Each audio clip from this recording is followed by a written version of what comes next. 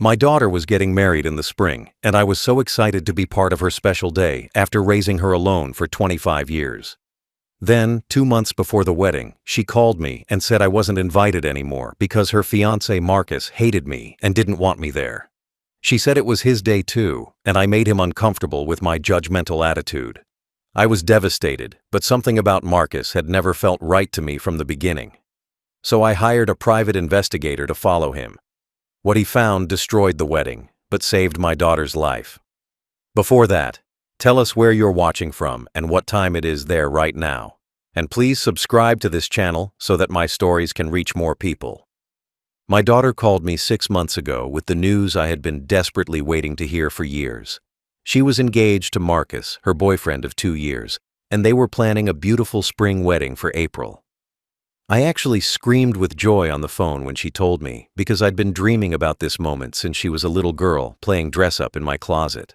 I immediately started thinking about all the father-daughter activities we'd do together. Shopping for her wedding dress at those fancy bridal boutiques, helping her choose flowers and cake flavors and color schemes, planning the rehearsal dinner, walking alongside her on the most important day of her life, holding her hand and telling her how proud I was of the woman she'd become. I raised my daughter completely alone from the time she was 3 years old after her mother walked out on us and never looked back. I never remarried because every ounce of my energy went into being the best father I could possibly be for her. I worked as an elementary school teacher, making barely enough to cover our bills. We lived in a small 2-bedroom apartment in a decent neighborhood, so she could go to good schools. I sacrificed everything to give her opportunities I never had growing up poor. I went without new clothes for years, so she could have nice things for school. I skipped meals sometimes, so there was enough food for her. I worked summer jobs, tutoring and teaching summer school, so I could afford to send her to college without massive debt. This wedding felt like the culmination of all those years of love and struggle and sacrifice. It felt like proof that I'd done something right as a single father. My daughter had grown into a smart, successful, beautiful woman with a college degree and a good job, and now a man who wanted to marry her. I was so incredibly proud and excited I could barely contain myself. I started looking at father of the bride outfits online.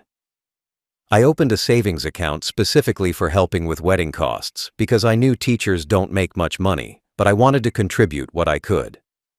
I made lists of things we needed to plan and discuss. I imagined giving a speech at the reception about watching my baby girl grow up.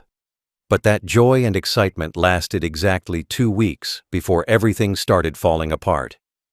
Marcus had been slowly and systematically turning my daughter against me from the moment they got serious about a year into their relationship. He'd been planting seeds about how I was supposedly controlling and judgmental and stuck in the past, and couldn't let go of being the parent. I watched my daughter pull away from me gradually over those 2 years. Her texts became shorter and less frequent. Her visits to my apartment became rare and uncomfortable. She stopped calling just to chat like she used to do every few days. She stopped asking my advice about things happening in her life. Every time I tried to bring up my concerns about how distant she was becoming, she'd echo things Marcus had clearly said to her. She'd tell me I was being too sensitive. She'd say I needed to accept that she was an adult now with her own life. She'd claim I was trying to control her relationships and decisions. These were not phrases my daughter had ever used before meeting Marcus. These were his words coming out of her mouth. He'd grown up wealthy and privileged in a family with old money and country club memberships. I'd raised my daughter on a teacher's salary supplemented by food stamps during the really hard years. He clearly saw me as beneath them both. He saw me as an embarrassment to the upscale, sophisticated life he wanted to build with my daughter. He wanted to erase her past, and that included erasing me. Marcus had been working on turning my daughter against me from the very beginning, but I didn't realize how calculated and deliberate it was until much later. It started with small comments that seemed harmless at first.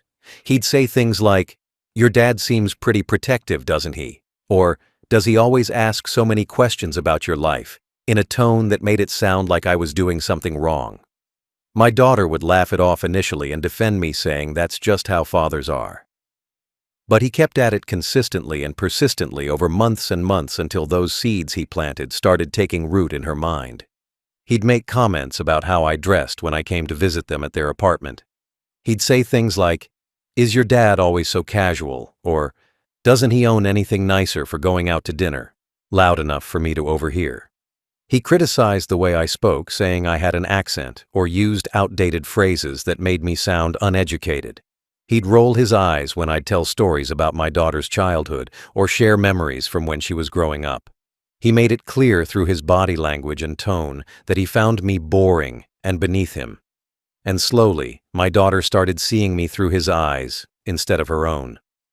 The criticism escalated over time from subtle to direct. He started openly saying I was too judgmental about their lifestyle choices.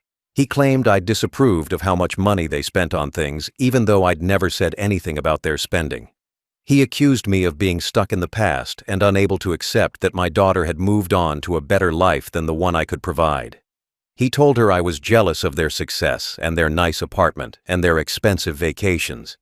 None of this was true, but he said it so often and with such confidence that my daughter started believing him. I watched her pull away from me more and more with each month that passed.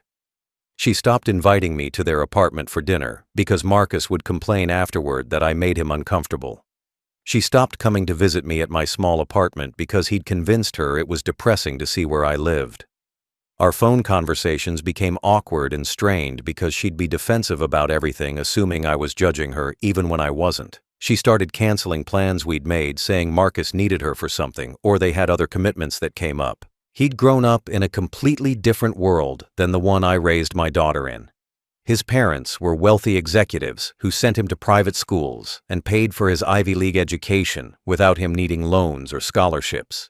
He drove expensive cars and wore designer clothes and expected a certain lifestyle that matched what he grew up with. My daughter had grown up shopping at thrift stores and eating generic brand groceries and living in a modest apartment with me. But she'd worked hard and gotten scholarships and built a good career for herself. Now she was living in Marcus's world, and he wanted to erase any evidence that she'd come from humble beginnings. He saw me as a threat to the image he wanted to project. Every time I was around his wealthy friends or his family, I was a reminder that my daughter hadn't grown up with money. My teacher's salary and my modest lifestyle and my simple way of dressing and speaking didn't fit with the polished, sophisticated image he was trying to create. So he systematically worked to push me out of my daughter's life. He convinced her that maintaining a relationship with me was holding her back from fully embracing her new life with him. He made her choose between her future with him and her past with me, and she chose him. By the time their engagement was announced, my daughter and I barely had a relationship anymore. But I held on to hope that the wedding would bring us back together. I thought planning this major life event would force us to spend time together and reconnect, but I was so wrong about that. 2 months before the wedding was scheduled to happen, my daughter's friends started posting on social media about receiving their wedding invitations in the mail. Beautiful, elegant invitations with gold lettering and fancy cardstock that probably cost a fortune. I checked my mailbox every single day, waiting for mine to arrive. I figured maybe they were sending family invitations separately, or perhaps mine got delayed in the mail. Days turned into a week and then 2 weeks, and I still hadn't received anything. I tried not to panic, but a sick feeling was growing in my stomach that something was very wrong. I finally couldn't take the anxiety anymore and called my daughter to ask about the invitation. She didn't answer my first 3 calls, which was unusual even given how distant we'd become. When she finally called me back 2 days later, her voice sounded cold and rehearsed, like she'd been practicing what she was going to say. "Dad, we need to talk about the wedding," she started, and my heart immediately sank because I knew what was coming. "Marcus and I have made a decision about the guest list, and it was really difficult, but we think it's for the best." She paused for a long time, and I could hear her breathing on the other end of the phone. I wanted to fill the silence, but I forced myself to stay quiet and let her say whatever she'd called to say. "The truth is, Marcus really doesn't like you," she finally said in a flat voice that sounded nothing like my daughter. "He finds you judgmental and uncomfortable to be around. He says your attitude about our lifestyle and our choices makes him feel criticized and attacked. This wedding is supposed to be the happiest day of our lives, and he doesn't want to spend it feeling uncomfortable or judged, so we've decided it's better if you don't come to the wedding." I felt like someone had punched me directly in the chest and knocked all the air out of my lungs. I couldn't breathe properly for several seconds. My own daughter was uninviting me from her wedding. Not because of anything I'd actually done, but because her fiancé had convinced her I was the problem. "Are you serious right now?" I finally managed to say. "I'm your father. I raised you by myself. I sacrificed everything for you. And you're not inviting me to your wedding because Marcus doesn't like me?" She got defensive immediately, which told me this was definitely Marcus's idea and not hers. "This day is about us, not you," she said, using words that sounded like they came directly from his mouth. "You need to respect our decision and not make this harder than it already is. Marcus's feelings matter too, and this is his wedding just as much as mine. I'm sorry you're hurt, but this is what we've decided."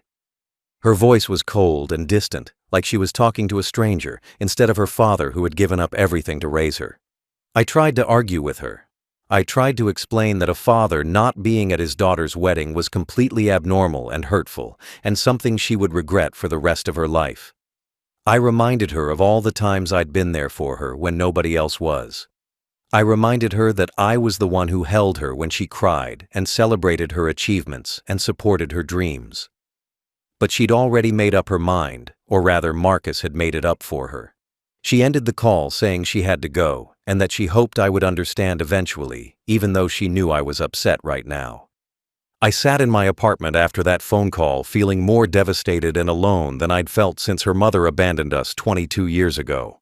My daughter had chosen a man who hated me over the father who raised her. 200 guests were invited to that wedding. 200 people would celebrate my daughter's marriage. But her own father was deliberately excluded because the groom found me beneath him. The rejection and humiliation was almost too much to bear. Over the past year, while Marcus was systematically pushing me out of my daughter's life, something about him had never sat right with me beyond his obvious contempt and disrespect. It was more than just his attitude toward me or the way he'd turned my daughter against her own father. There were other things I'd noticed that triggered my fatherly instincts in ways I couldn't quite explain or prove. Small behaviors and patterns that seemed off, but that my daughter dismissed immediately whenever I tried to bring them up because Marcus had convinced her I was looking for problems that didn't exist. The way he'd disappear during family dinners to take what he called important work calls that apparently couldn't wait even during holidays or special occasions. He'd excuse himself from the table looking annoyed and go into another room or outside for 20 or 30 minutes at a time. When he'd come back, he'd be in a better mood, like whoever he'd been talking to had made him happy. My daughter would explain that his job was very demanding, and he had clients in different time zones who needed him at odd hours. But something about those calls felt wrong to me in a way I couldn't articulate. He'd also be extremely vague about his evenings when my daughter would mention he'd been working late several nights per week. She'd say things like, "Marcus had to work until 9 again last night," and I'd ask what project was keeping him so busy. But she could never give me specific details about what he was actually working on, just vague references to important deals and demanding clients and meetings that ran long. For someone who supposedly worked so much overtime, he never seemed stressed or tired. He always looked relaxed and satisfied when I'd see him, which struck me as odd for someone pulling such long hours. Then there was the time about 6 months ago when I'd hugged him goodbye after a dinner at their apartment and I smelled perfume on his shirt collar. It was a distinct floral scent that definitely was not my daughter's perfume. I knew what perfume my daughter wore because I'd bought it for her birthday multiple times over the years. This was something different. Something expensive and sophisticated that lingered on his clothes. When I mentioned it casually to my daughter later, she got immediately defensive and angry. She said I was imagining things and looking for reasons to criticize Marcus. She said he probably walked past someone wearing perfume at work or in an elevator. She made me feel crazy for even bringing it up. My fatherly instinct was screaming at me that something was very wrong beyond just his treatment of me. I had this gut feeling that Marcus was hiding something significant from my daughter, but every time I tried to voice my concerns or ask questions, she'd shut me down completely. She'd accuse me of trying to sabotage her relationship because I was jealous of her happiness. She'd say I couldn't accept that she'd found someone successful and sophisticated. She'd claim I was stuck in the past when it was just her and me, and I couldn't handle that she'd moved on to build her own life and family. I tried to push my suspicions aside and tell myself I was just being an overprotective father who didn't want to lose his daughter. I tried to convince myself that Marcus was just a private person who valued his space and his independence. I tried to explain away the odd behaviors and the gut feelings that kept nagging at me. But deep down, I knew something wasn't right about him. I knew my daughter was being deceived in some way that went beyond just him turning her against me. I just had no proof and no way to make her listen to me without pushing her even further away. Being uninvited to my daughter's wedding broke something fundamental inside me. It destroyed the last bit of hope I had that our relationship could be repaired before she married this man. But it also freed me in a strange way. It freed me to act on my suspicions without worrying about damaging our relationship further because he'd already destroyed it completely. Being uninvited to my own daughter's wedding broke something deep inside me that I didn't think could ever be repaired. For days after that phone call, I couldn't eat or sleep properly. I'd just sit in my apartment crying and looking at old photos of my daughter from when she was little and we were everything to each other. But along with the devastating sadness came something else. A strange sense of freedom. Marcus had already pushed me completely out of my daughter's life. She'd chosen him over me. Our relationship was already destroyed, which meant I had absolutely nothing left to lose by acting on the suspicions that had been eating at me for months. I made a decision that some people might think was extreme or vindictive, but I saw it as my last act of protecting my daughter, even if she didn't want my protection anymore. I was going to find out the truth about Marcus one way or another. I started researching private investigators in our city, reading reviews and comparing prices and looking at their specialties. I found one who had excellent ratings and specialized in infidelity investigations, which was exactly what I needed. His name was Robert Chen, and he'd been doing this work for 15 years. His website showed testimonials from dozens of people thanking him for uncovering the truth about cheating spouses and partners. I called his office and made an appointment to meet with him in person. When I sat down in his office, I felt nervous and guilty, like I was doing something wrong by investigating my daughter's fiancé. But Robert made me feel comfortable immediately. He said he dealt with concerned parents all the time who had bad feelings about their children's partners. He asked me to explain what was making me suspicious. I told him everything. The mysterious work calls during family dinners. The vague explanations about working late multiple nights per week. The perfume I'd smelled on his shirt that wasn't my daughter's scent. The way my daughter could never give me specific details about what he was supposedly working on. Robert listened carefully and took notes without interrupting me. When I finished, he looked at me seriously and said, "Your instincts are probably right. In my experience, when someone's gut tells them something is wrong, it usually is. The behaviors you're describing are classic signs of infidelity. The late nights with vague explanations, the phone calls he takes in private, the unexplained scent, these are red flags." Hearing him validate my concerns made me feel less crazy. My daughter had been making me feel like I was imagining problems that didn't exist. But a professional investigator was telling me my suspicions were justified. I hired him on the spot, using money I'd been saving for the past 6 months, specifically to give my daughter as a wedding gift. I'd put aside $3,000, thinking I could help pay for some aspect of the wedding since I knew it was expensive. Now I was using that money to potentially destroy her wedding instead. But I told myself if Marcus was cheating on her, she needed to know before she married him. I couldn't let my daughter legally bind herself to a man who was betraying her. Even if she hated me forever for exposing the truth, it was better than her finding out years later after wasting her life with someone who never loved her. Robert explained how the investigation would work. He'd follow Marcus for at least a week, documenting his movements and activities. He'd take photos and video evidence of anything suspicious. He'd check hotel records and credit card statements if possible. He'd build a complete picture of where Marcus was going and who he was seeing during all those supposed late work nights. I gave him Marcus's home address and work address and the license plate number of his car. I gave him photos of Marcus so he'd know who to follow. 3 days into the surveillance, Robert called me with a tone in his voice that immediately told me he'd found something significant. My hands started shaking as I answered the phone. "We need to meet in person," he said. "I have evidence you need to see." I met Robert at his office the next morning, and my stomach was in knots the entire drive there because I knew whatever he was about to show me was going to be bad. When I walked into his office, he had a thick folder sitting on his desk and a laptop open with what looked like surveillance photos on the screen. He gestured for me to sit down, and his expression was serious and sympathetic in a way that made me brace myself for devastation. "I'm sorry to tell you this," he started, "but your instincts were absolutely correct. Marcus is having an affair, and it's not new or casual. This is a serious, ongoing relationship that's been happening for quite some time." He opened the folder and started laying out printed photographs on his desk in front of me one by one. The first photo showed Marcus leaving his office building with a young woman who looked to be in her mid-20s. She was beautiful and professionally dressed in expensive clothes that probably cost more than I made in a month. They were walking close together in a way that seemed intimate. The second photo showed them getting into Marcus's car together. The third photo showed them arriving at a nice hotel downtown. The fourth photo showed them checking in at the front desk, with Marcus's arm around her waist. Robert continued laying out more photos, showing them entering a hotel room together. Photos taken through a window showing them kissing inside the room. Photos of them leaving hours later, looking relaxed and satisfied. The timestamps on the photos showed this was a Tuesday afternoon when Marcus should have been at work.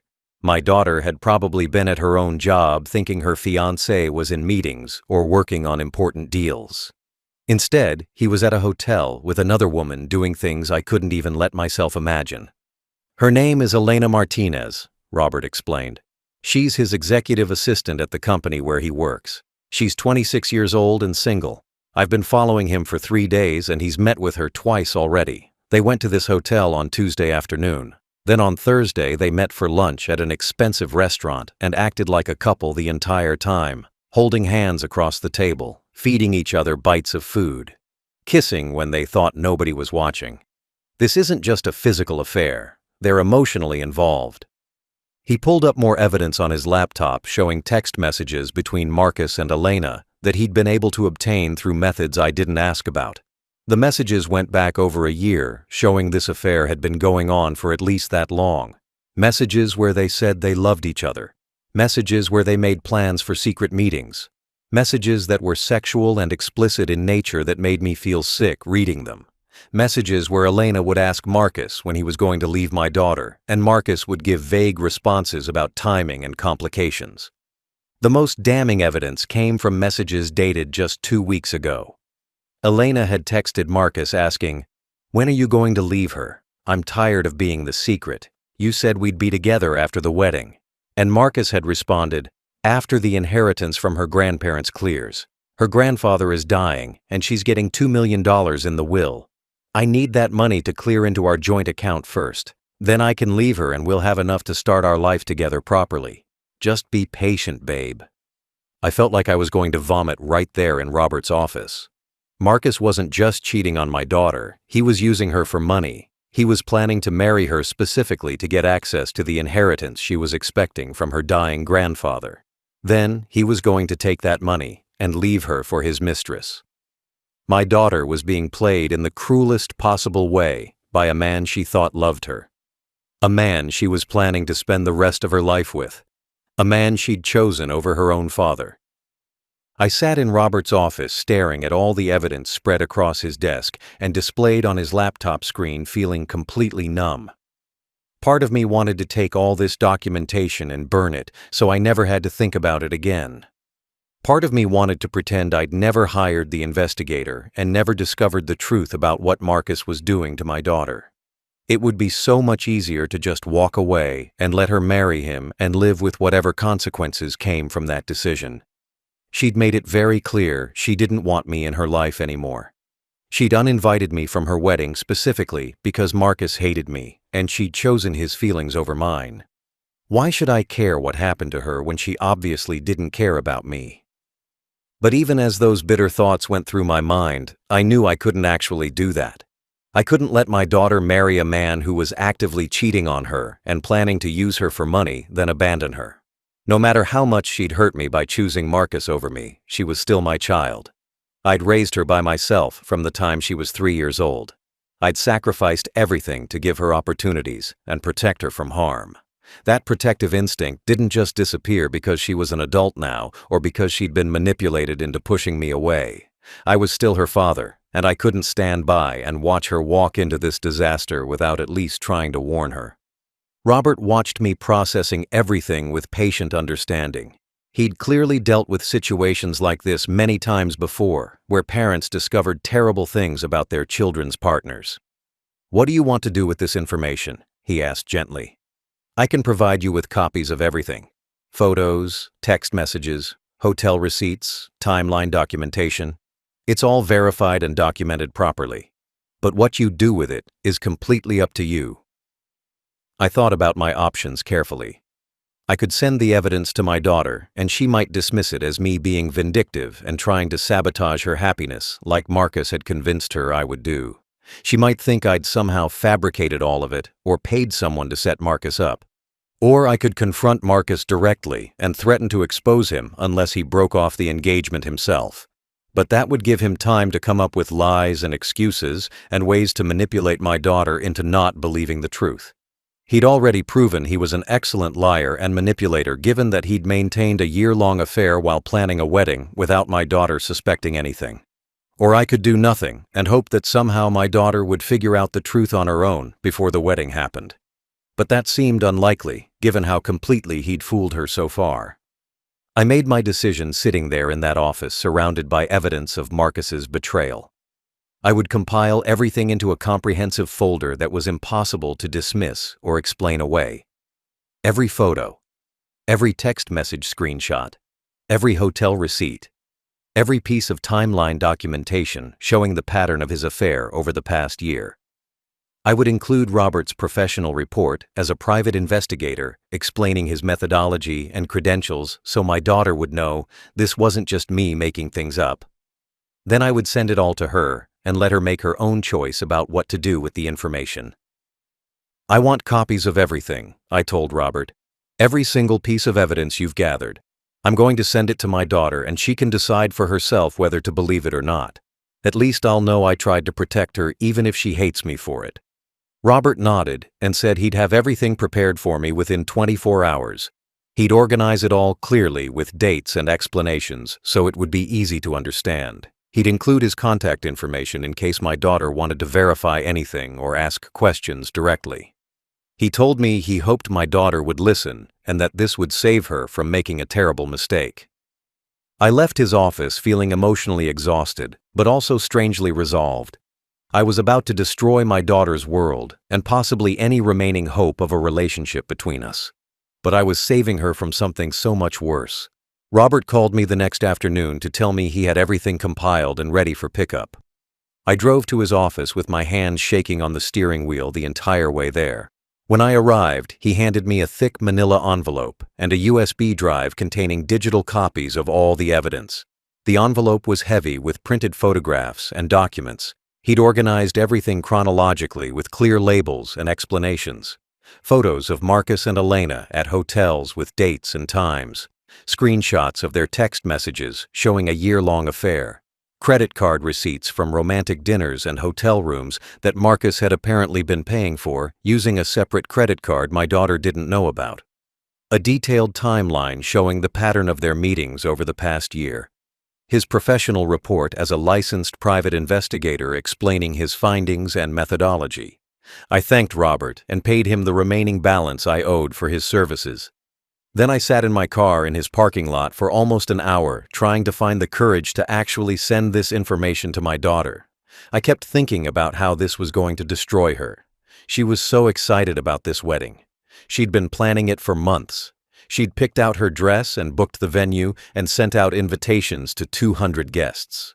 Her grandfather was dying, and she was looking forward to him walking her down the aisle before he passed away.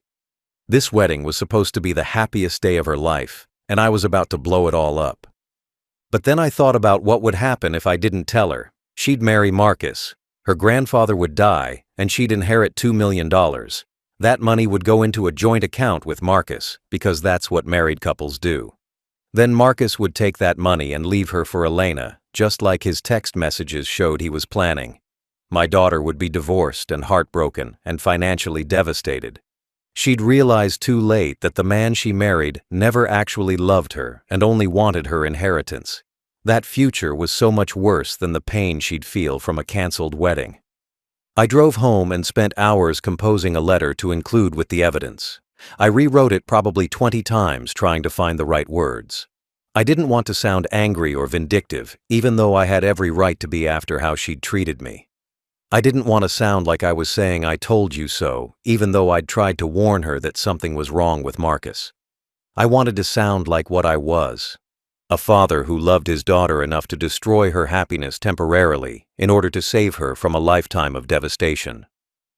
The final letter I wrote was simple and direct. I know you don't want me at your wedding. I know Marcus has convinced you that I'm the problem and that I'm judgmental and controlling.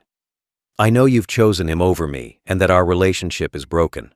But I'm still your father, and I can't let you marry someone who's been cheating on you for over a year while planning to use you for your inheritance money. Everything in this folder is documented and verified by a licensed private investigator. The photos are real. The text messages are real. The timeline is real. Marcus has been having an affair with his assistant Elena and planning to leave you after your grandfather's inheritance clears into your account. I'm not asking you to forgive me or let me back into your life. I'm just asking you to look at this evidence before you marry him. Make your own choice with all the information. I love you, Dad. I put the letter in the envelope with all the evidence and sealed it. Then I drove to the post office and sent it to my daughter's apartment with signature confirmation so I'd know she received it. The package was sent 3 weeks before her scheduled wedding date, which gave her enough time to process everything and make decisions. I had no idea if she would even open it or if she'd throw it away thinking it was just me trying to sabotage her happiness. I had no idea if she'd believe the evidence or if Marcus would convince her it was all fabricated somehow. After I mailed that package to my daughter, I heard absolutely nothing from her. No phone call, no text message, no email, complete silence. The tracking information showed the package had been delivered and signed for 3 days after I sent it, which meant she definitely received it. But she didn't reach out to me at all to ask questions or scream at me or thank me or anything. I checked my phone obsessively every hour, thinking maybe she'd tried to contact me and I'd somehow missed it. But there was nothing. Just silence that felt heavier and more painful with each day that passed. I started to assume she'd looked at the evidence and dismissed it all as me being desperate and vindictive, like Marcus had probably convinced her I would be. Maybe she'd shown it to Marcus, and he'd come up with some elaborate explanation that made it all seem innocent. Maybe he'd convinced her the photos were photoshopped, or the text messages were faked, or the private investigator was lying. Maybe she'd chosen to believe him over believing documented proof because she was too invested in the wedding to back out now. Maybe she'd rather marry a cheater than admit her father was right about him all along. I tortured myself with these thoughts for 2.5 weeks, while the wedding date got closer and closer. I imagined her walking down the aisle to marry a man who was planning to use her and leave her.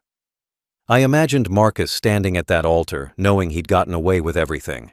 I imagined my daughter finding out the truth years later after she'd already lost her inheritance money and wasted the best years of her life with someone who never loved her. The thought of that future made me physically sick, but there was nothing more I could do. I'd given her all the information. The choice was hers to make. Then 5 days before the wedding was scheduled to happen, my phone rang with a call from my friend Linda, who still lived in my daughter's neighborhood. Linda and I had been close for years, and she'd watched my daughter grow up. She was one of the few people who knew about me being uninvited from the wedding, and she'd been supportive and sympathetic about the whole horrible situation. "Have you heard?" she asked as soon as I answered, sounding breathless and shocked. "Heard what?" I asked with my heart suddenly pounding. "The wedding is off, completely canceled. Your daughter called it off." I felt like the floor had dropped out from under me. "What happened?" I asked, barely able to form words. Linda explained what she'd heard through mutual friends and neighbors.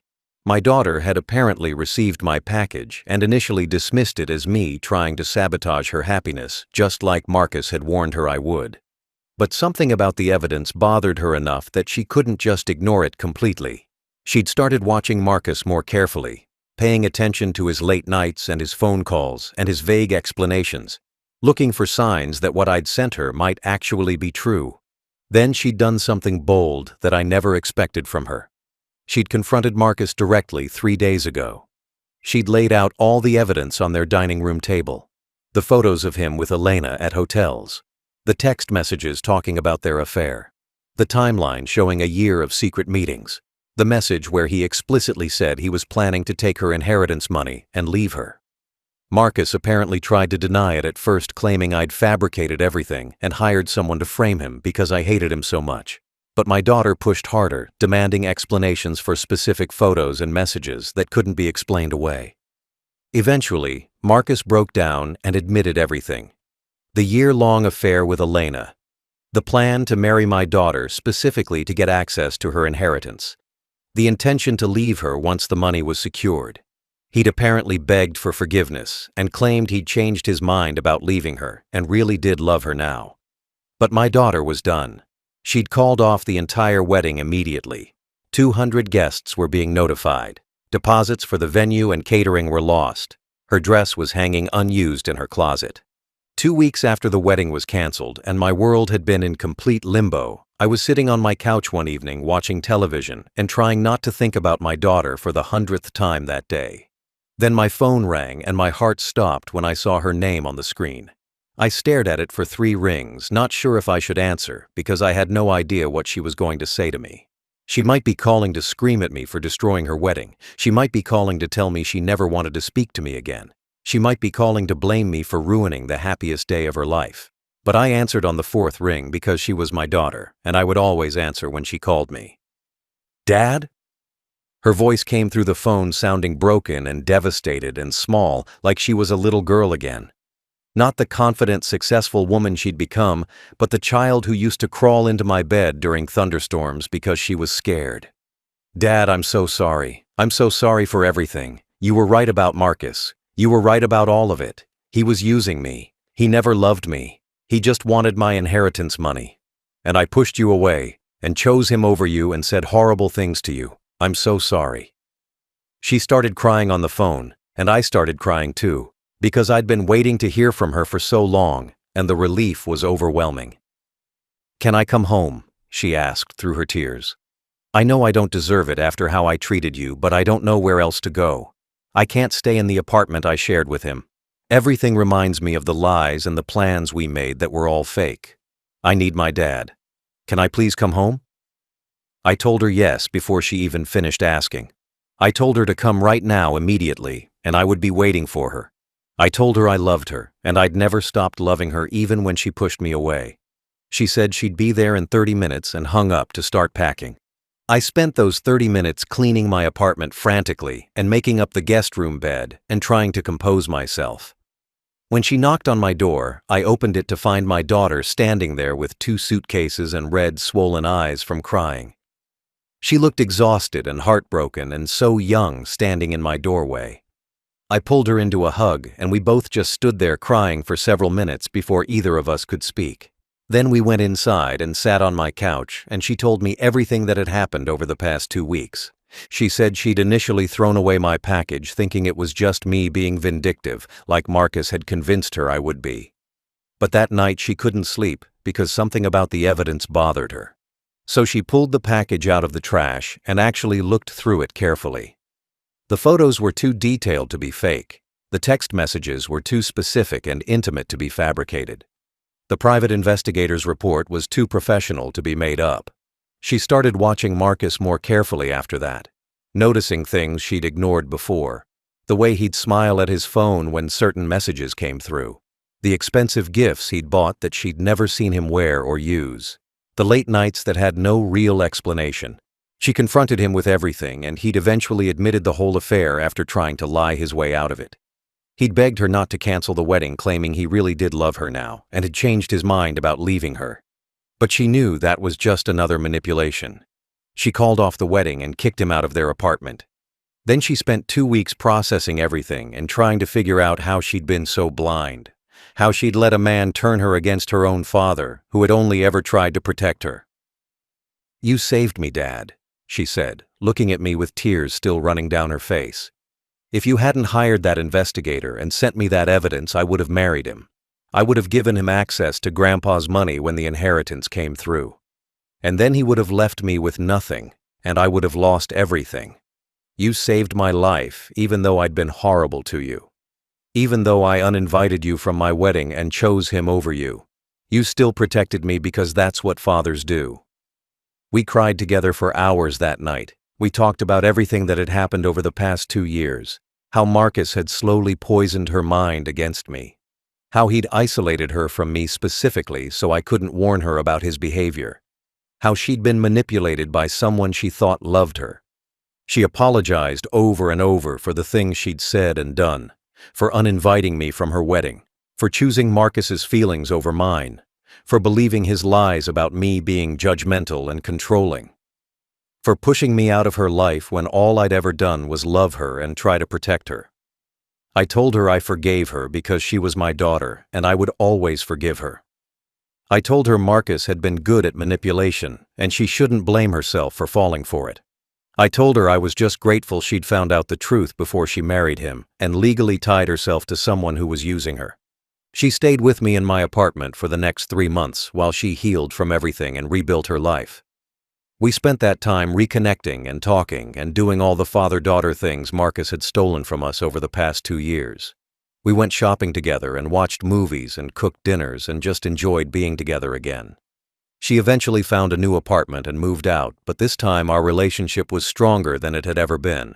She'd learned the hard way that her father's instincts were right and that unconditional love was more valuable than any romantic relationship.